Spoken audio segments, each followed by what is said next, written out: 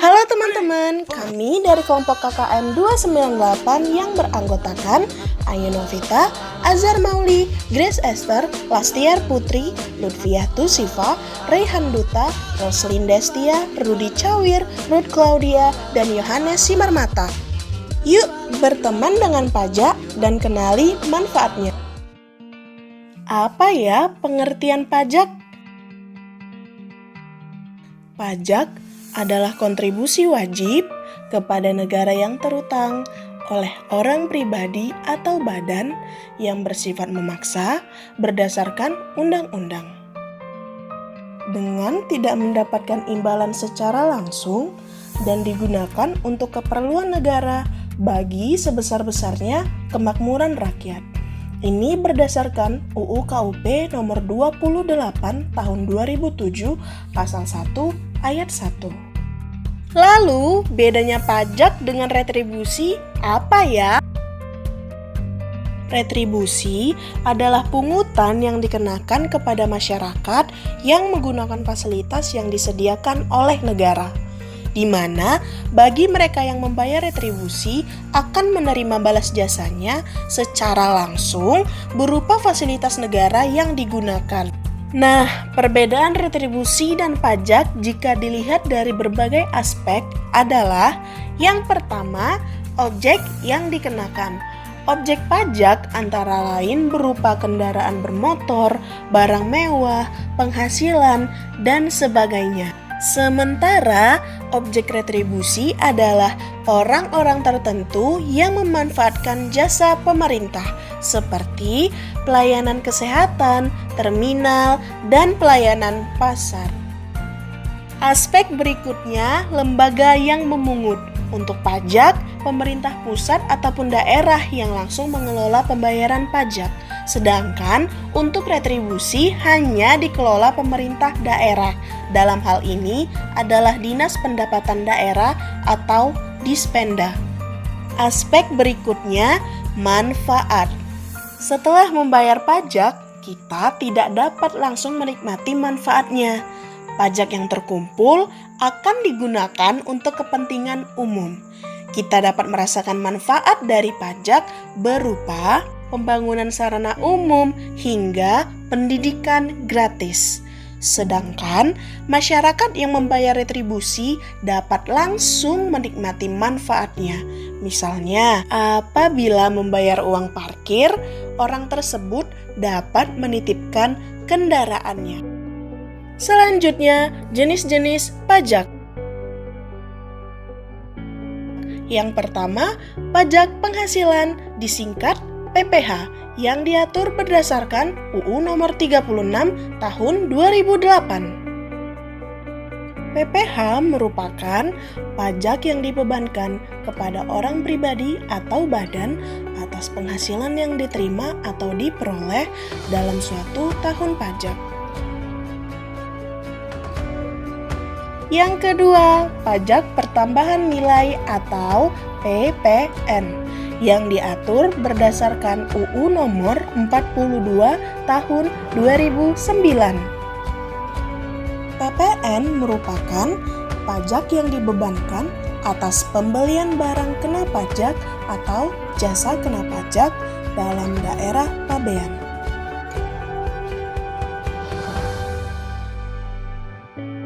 Yang ketiga, pajak penjualan atas barang mewah disingkat PPNBM yang diatur berdasarkan UU nomor 42 tahun 2009. PPNBM merupakan pajak yang dibebankan atas pembelian barang kena pajak tertentu yang bersifat mewah.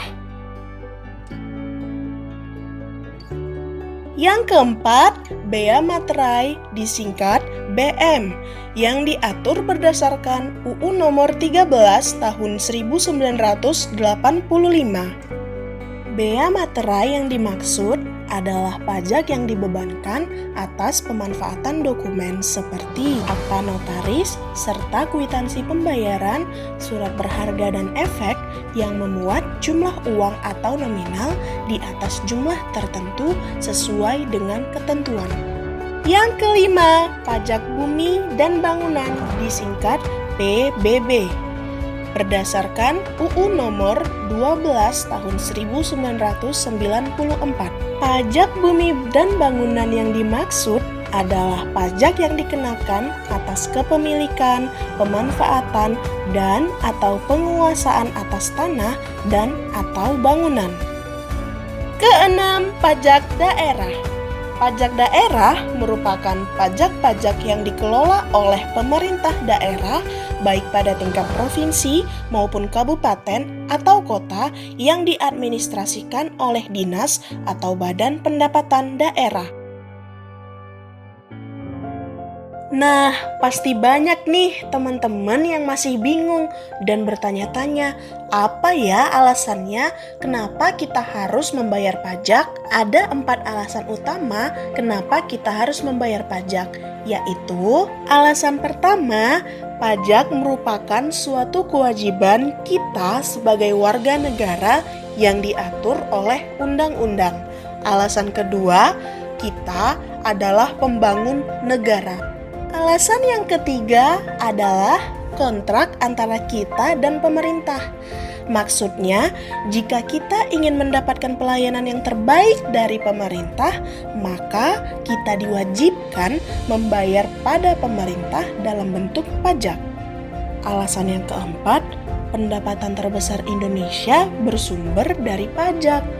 Apa saja ya manfaat yang diperoleh jika bayar pajak dan bagaimana dampaknya jika tidak ada pajak? Berikut manfaat yang diperoleh jika membayar pajak. Yang pertama, fasilitas umum dan infrastruktur. Yang kedua, pertahanan dan keamanan negara. Yang ketiga, subsidi pangan, BBM, dan bantuan lainnya. Yang keempat, kelestarian lingkungan hidup dan budaya. Yang kelima, dana penyelenggaraan pemilu. Yang keenam, pengembangan alat transportasi massal. Yang ketujuh, pembayaran atau pelunasan utang-utang negara dan pendanaan atas pengeluaran atau belanja negara. Bagaimana ya dampak jika tidak ada pajak? Dampak yang pertama, pembangunan fasilitas umum dan infrastruktur melambat atau bahkan tidak ada sama sekali. Dampak selanjutnya, pertahanan dan keamanan negara melemah, tidak ada subsidi dan bantuan dari pemerintah, kelestarian lingkungan hidup dan budaya pun terancam, penyelenggaraan pemilu kacau, bahkan tertunda.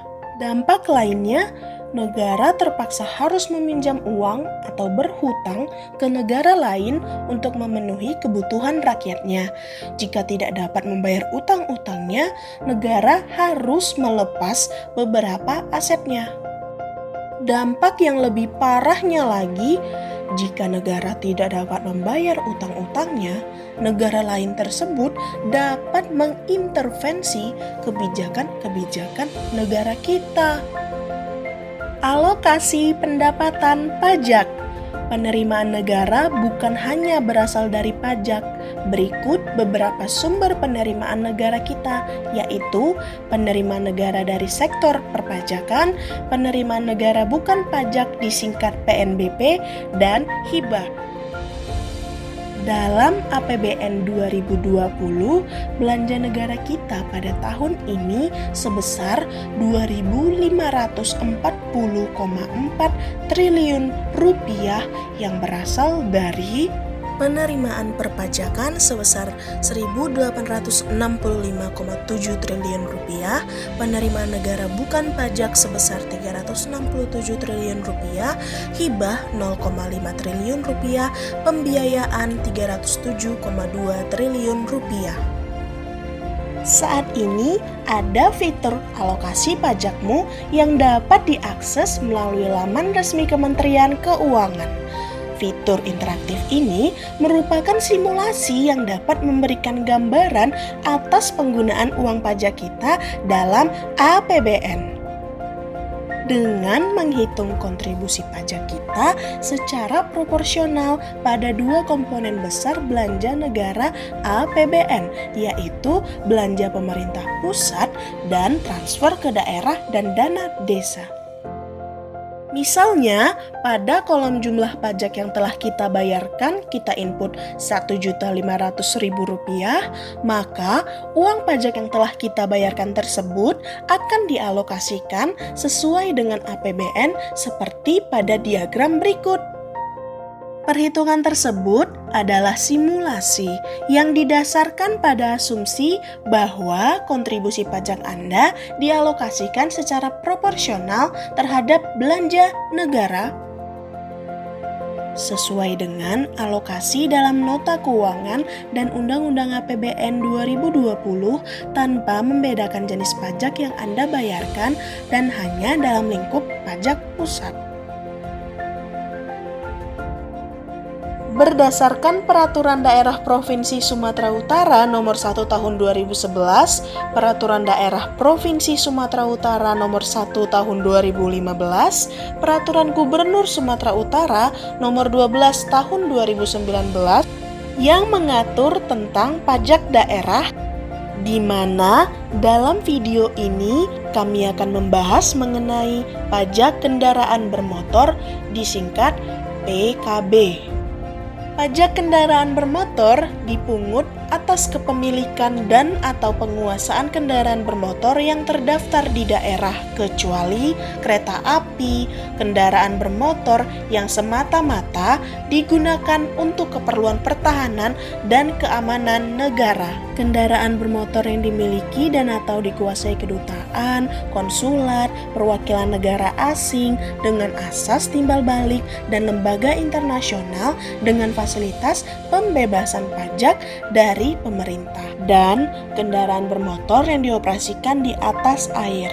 PKB yang terutang adalah tarif dikali dasar pengenaan pajak atau disingkat DPP. Nah, dasar pengenaan pajaknya adalah nilai jual kendaraan bermotor dikali bobot, di mana bobot ini mencerminkan tingkat kerusakan jalan dan atau pencemaran lingkungan akibat penggunaan kendaraan bermotor.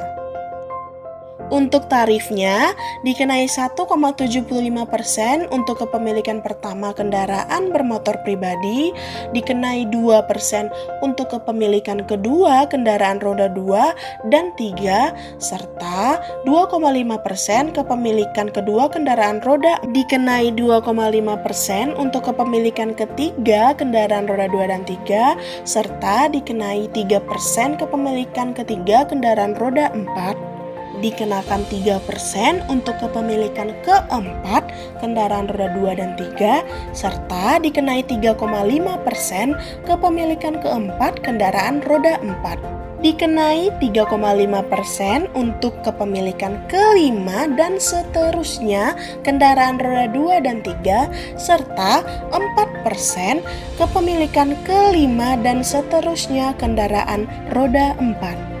Dikenai 1% untuk kendaraan bermotor angkutan umum, 0,5% untuk kendaraan ambulans, pemadam kebakaran, sosial keagamaan, pemerintah atau TNI atau Polri. Nah, hasil penerimaan pajak kendaraan bermotor paling sedikit 10% dibagikan kepada kabupaten atau kota untuk pembangunan dan atau pemeliharaan jalan serta peningkatan modal dan sarana transportasi umum. Berikut diagram realisasi penerimaan pajak. Nah, dari diagram tersebut kita dapat melihat bahwa target penerimaan pajak tahun ke tahun meningkat seiring dengan meningkatnya pendapatan masyarakat serta kebutuhan belanja negara. Untuk realisasi penerimaan pajak tahun ke tahun kurang dari target penerimaan pajak yang diharapkan akibat kurangnya ketaatan masyarakat untuk membayar pajak.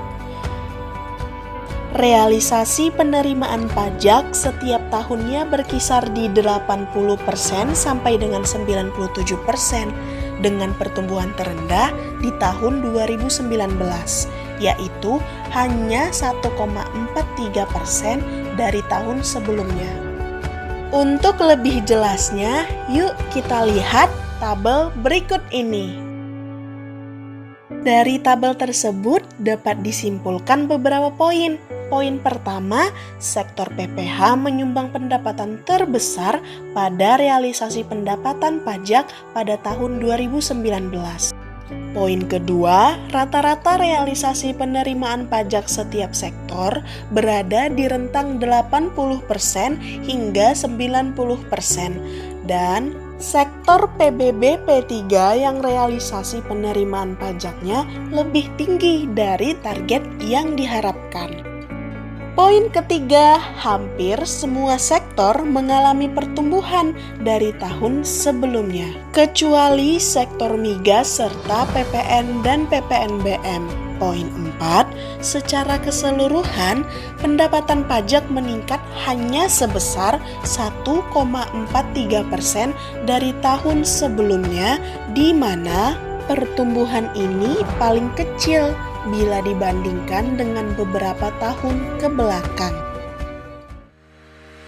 Teman-teman mungkin masih ada yang bingung nih. Yuk kita lihat ilustrasi penggunaan pajaknya ya. Jenis pajak yang akan diilustrasikan adalah pajak pertambahan nilai, disingkat PPN, di sekolah yang menerapkan sistem koperasi. Ilustrasi pertama, siswa membayar seharga barang dan pajaknya sebesar 10% serta menerima faktur tanda pemungutan pajak. Lalu koperasi menyerahkan barang dan faktur tanda pemungutan pajaknya. Kemudian koperasi mengadministrasikan hasil pemungutan pajaknya sebesar 10%, di mana uang hasil pemungutan pajak digunakan untuk mengadakan acara. Lalu siswa dapat menikmati acara tersebut tanpa dipungut biaya. Nah, dalam konteks negara, contohnya adalah penyelenggaraan pesta demokrasi. Ilustrasi kedua, siswa membayar seharga barang dan pajaknya sebesar 10% serta menerima faktur tanda pemungutan pajak. Kemudian, koperasi menyerahkan barang dan faktur tanda pemungutan pajaknya. Lalu koperasi mengadministrasikan hasil pemungutan pajaknya, kemudian uang hasil pemungutan tersebut digunakan untuk memperbaiki bangunan sekolah. Para siswa pun dapat menggunakan bangunan sekolah tanpa dipungut biaya. Dalam konteks negaranya, contohnya adalah pembangunan infrastruktur untuk fasilitas umum. Demikianlah penjelasan dari kelompok kami, kelompok KKM 298. Semoga dapat menambah wawasan kita semua tentang seluk-beluk pemungutan pajak ya. Ayo, jadi warga negara yang taat pajak demi kesejahteraan bangsa dan negara. Pajak kita untuk kita. Lunasi pajaknya, awasi penggunaannya.